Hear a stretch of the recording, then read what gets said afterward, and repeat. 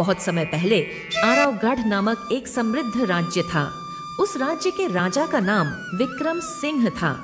वह साहसी, न्यायप्रिय और जनता का ख्याल रखने वाला राजा था।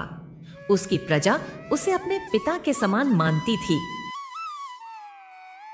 महाराज, सीमा पर छोटे छोटे डाकुओं का आतंक बढ़ गया है। प्रजा भयभीत है। डरने की कोई आवश्यकता नहीं जब तक मैं जीवित हूँ।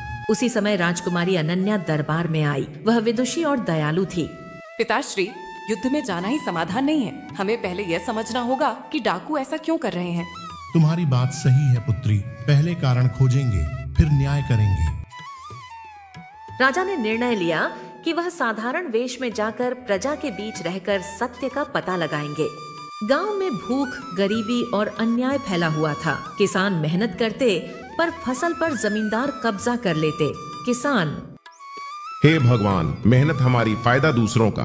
राजा ने गुप्त रूप से डाकुओं के ठिकाने का पता लगाया। जमींदार, तुमने प्रजा का धन छीनकर उन्हें डाकू बनने पर मजबूर किया। यह अपराध है। हम डाकू नहीं, न्याय चाहते हैं। जब हमारे बच्चों को भूख से मरना पड़े तो तलवार उठानी ही पड़ती है। यदि न्याय मिलेगा तो क्या तुम हथियार छोड़ दोगे? राजा ने सच्चाई देख ली।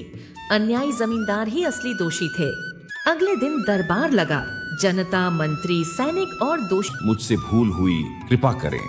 राजा ने कठोर किंतु न्यायपूर्ण निर्णय सुनाया। और धन अब प्रजा में बांटे जाएंगे। आगे से जो अन्याय करेगा उसे कठोर दंड मिलेगा। जय हो महाराज विक्रम, जय हो। छू मुठी डाकुओं ने हथियार डाल दिए। सच्चा राजा वही है जो प्रजा का दुख अपना दुख समझे। अब फिर से राज्य में हरियाली आ गई और लोग खुशी से रहने लगे।